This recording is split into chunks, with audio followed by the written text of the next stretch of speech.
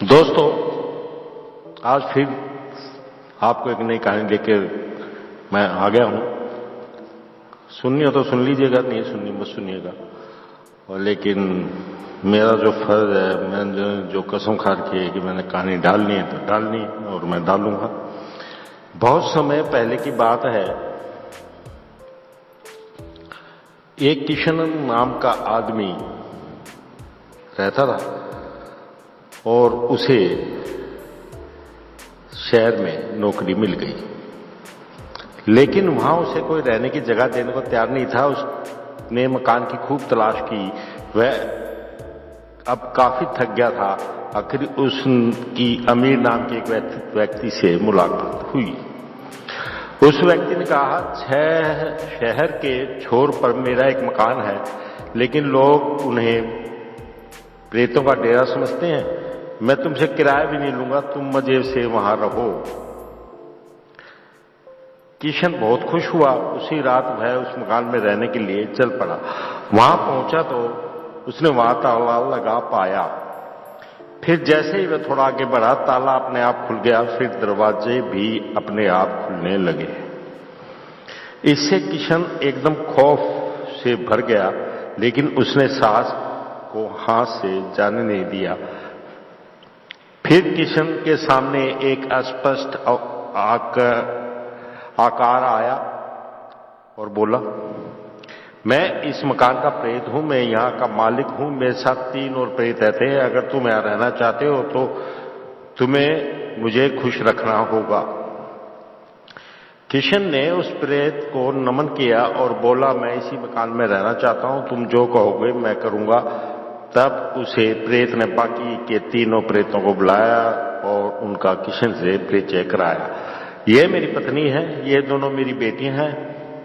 इन दोनों में कौन ज्यादा सुंदर है, ये फैसला मैं नहीं कर पा रहा हूं, यह फैसला तुम ही करोगे।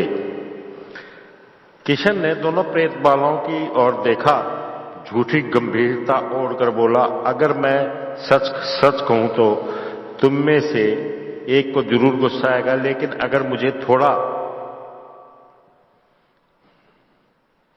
समय मिले तो मैं उस गुस्से को ठंडा करने की कोशिश कर सकता हूं। फिर किशन ने उन दोनों प्रेत बालों में से एक को कहा, दोनों में तुम ज्यादा सुंदर हो।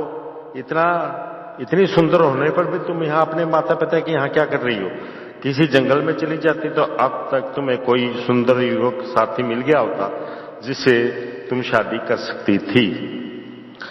वह प्रेत बाला किशन की बातों में आ गई और अपने पिता प्रेत से बोली, यह मानव ठीक कहता है, मैं जंगल में चली जाती हूं, मुझे आशीर्वाद दो। और यह कहकर वह अपने माता पिता के पांव पर झुकी और आशीषें लेकर वहां से चल दी। पहली प्रेत बाला की प्रशंसा हुई थी तो दूसरी प्रेत बाला को गुस्सा आना स्वाभाविक था। उसे ताज्जुब हो रहा था कि इस मानव ने उसे सुंदर क्यों नहीं समझा। वह रूठ गई और एक कोने में जा बैठी। किशन उस प्रेतनी के निकट गया और उससे बोला, सुंदर तो वास्तव में तुम ही हो।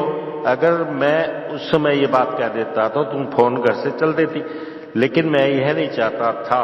मैं तुम्हें हर रोज देखना चाहता हूं, इसलिए मैंने झूठ मूठ कहकर उसे घर से बाहर कर दिया।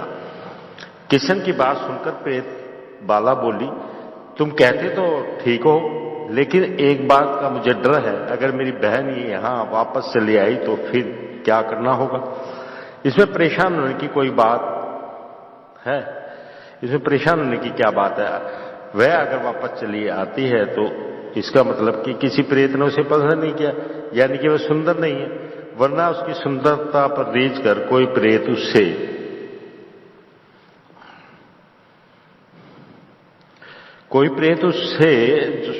जरूर शादी कर लेता। पर बदसूरत कहलाना तुम्हारी बहन को पसंद नहीं आएगा, इसलिए वह यहां लौट कर भी नहीं आएगी। किशन ने अपना तर्क दिया। तुम मेरा गुस्सा ठंडा करने के लिए झूठ कह रहे हो, मैं वाकई खूबसूरत नहीं हूं, उस प्रेत वाला ने रूठते हुए कहा।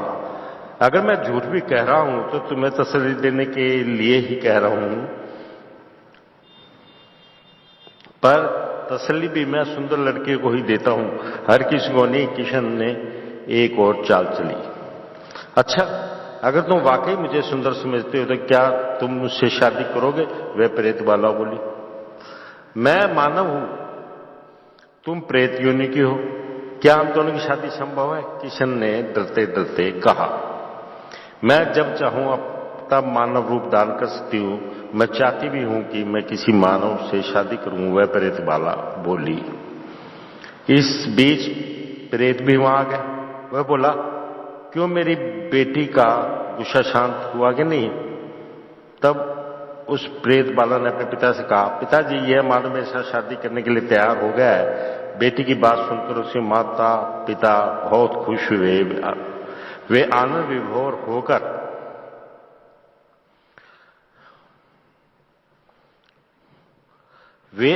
विभोर होकर चीखने चिल्लाने लगे और साथ ही नाचने भी लगे। किशन अब गुस्से में आ गया। उसने जोर से कहा, यह नाचना गाना बंद करो। मैंने हाँ कर दी है, इसका मतलब यह नहीं कि शादी हो गई है। मुझे दहेज भी चाहिए। हाँ, दहेज मांगो, क्या मांगते हो?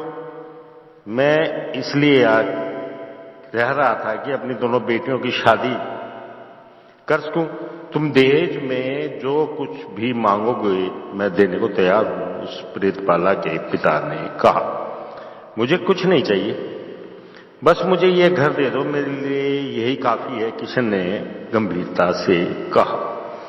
ठीक है, हमें मंजूर है, तुम ये घर ले सकते हो, प्रेत ने कहा। तो सुनो, इस घर में मैं और मेरी बीवी रहेंगे, तुम दोनों मियां बीवी यहां से चलते बनो, किशन ने कहा। यह घोर अन्याय है, हम दोनों भी यहां रहें तो तुम्हारा क्या बिगड़ता है? मुख्य प्रेत ने जानना चाहा। अगर तुम दोनों यहां रहोगे तो लोग यही समझेंगे कि मैं तुम्हारा घर जवाई हूं और सास ससुर के पैसे पर पलता हूं। मैं ये बदनामी सहन नहीं कर सकता। मैं अब फिर तुमसे जानना चाहता हूं कि क्या तुम ये घर छोड़कर जाओगे कि नहीं? किशन ने प्रश्न किया। हम जाएंगे दामाद बाबू, हम जाएंगे, हम कहीं भी चले जाएंगे, बस हमारी बेटी यहां सुख शांति से रहे, इसी में हमारा संतोष है। यह कहकर वह प्रेत और प्रेतनी वहां से चलने को हुए। जाते जाते मां ने अपनी बेटी को कई नेक नसीहतें दी। प्रेत प्रेतनी तथा उनकी एक बेटी उस घर को छोड़कर जा चुके थे। अब पीछे रह गए किशन और उसकी प्रेतनी पत्नी। किशन अब अपनी पत्नी से बोला, मैंने तुम्हारे सारे सगे संबंधियों को निर्मम होकर इस घर से भगा दिया। मुझे इस बात का सख्त अफसोस है। तुमने जो कुछ किया ठीक ही किया, किशन की प्रेतनी पत्नी बोली। मेरे माँ बाप यही चाहते थे कि ना कि मेरी शादी हो जाए। हम जब मानव योनि में थे तब मेरे पिताजी ने मेरे और मेरी दीदी के लिए रिश्ते पक्के कर लिए थे और हमारी शादी होने वाली थी। तब अमीर नाम के एक व्यक्ति ने धोखे से हमारे खेत हड़प लिए, जिससे हमारी शादी रुक गई। हम सब बेसहारा हो गए। मेरी दीदी को अपनी सुंदरता पर बहुत भरोसा था। वह सोचती थी कि उसकी सुंदरता पर रीझ कर उसका मंगेतर उससे शादी कर लेगा। वह अपने मंगेतर के पास गई, लेकिन अपमानित होकर वहां से चली आई। फिर उसने आत्महत्या कर ली। इस घटना से हम लोग इतना दुखी हुए कि हम सब ने भी विष खा लिया। हम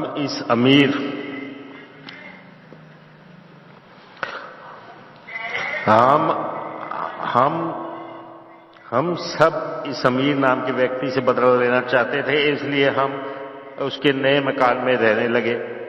अब दीदी अपनी शादी खुद करके यहां से चली गई है। मेरी शादी तुम्हारे साथ हो गई है। अब मेरी और किसी प्रकार की आशंका नहीं है। जब तुम्हारी कोई आकांक्षा ही नहीं रही तो तुम्हें प्रेत योनि में रहने की क्या जरूरत है? किशन ने प्रश्न किया। किशन का इतना कहना था कि वह प्रेतबाला वहां से गायब हो गई। उसे शायद प्रेत योनि से मुक्ति मिल गई थी। उस रात किशन उस घर में बड़े इत्मीनान के साथ सोया। सुबह हुई तो वह अमीर के यहां जा पहुंचा और उसके साथ जो कुछ घटा था उसने बता दिया। अमीर ने किशन के सास की खूब प्रशंसा की और उसे जो असफलता मिली थी उसके लिए उसे बधाई भी दी। फिर कहा, तुम मुझे हर तरह से श्रेष्ठ दिख पड़ते हो। मैं तुम्हें अपना दामाद बनाना चाहता हूँ। मेरी बस एक ही बेटी है। मैं उससे तुम्हारी शादी करके ये मकान तुम्हें दहेज में देना चाहता हूँ, पर हम अपनी इकलौती संतान अपनी बेटी से अलग नहीं रह सकते। इसलिए मैं चाहता हूँ कि हम पति पत्नी भी तुम लोगों के साथ इसी मकान में रहे। अमीर की लड़की काफी सुंदर थी, इसलिए किशन ने उससे शादी के लिए अपनी स्वीकृति दे दी। पर इसके साथ ही उसने अमीर की लड़की काफी सुंदर थी, इसलिए किसी ने उससे शादी के लिए अपनी स्वीकृति दे दी। और उसके साथ ही उसने कहा, आपकी लड़की से शादी करने में मुझे किसी प्रकार की आपत्ति नहीं है, लेकिन मैं घर जवाई बनने को तैयार नहीं हूं। अगर मुझे यही सब पसंद होता तो मैं उस प्रेत कन्या को ही अपने साथ रखे रखता।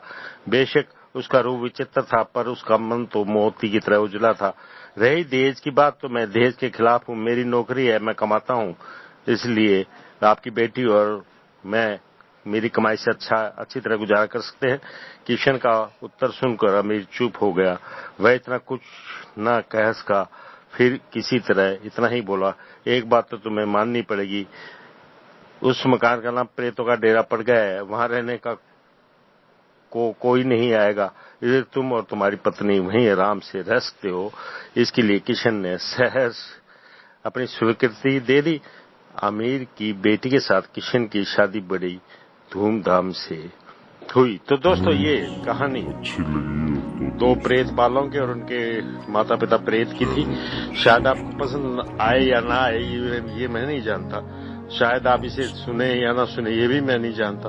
लेकिन दोस्तों, मेरी तमन्ना यह है कि आप अगर मेरी कोई भी एक कहानी मेरी सारी कहानी में सुन लेंगे और देख लेंगे, तो मुझे अति प्रसन्नता होगी। बहुत बहुत धन्यवाद दोस्तों। नमस्कार।